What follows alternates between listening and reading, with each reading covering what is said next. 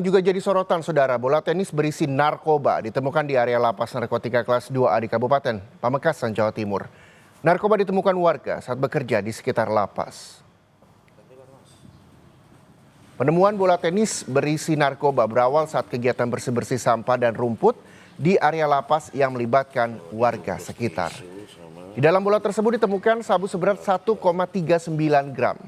Diduga barang itu sengaja dimasukkan ke dalam lapas dengan dilempar. Penemuan ini kemudian dilimpahkan ke Satres Narkoba Polres Pamekasan untuk diselidiki.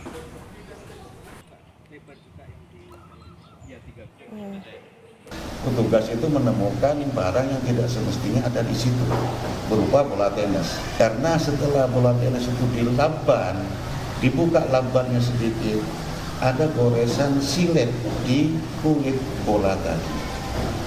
Hanya dibuka sedikit, katanya ada barangnya ini.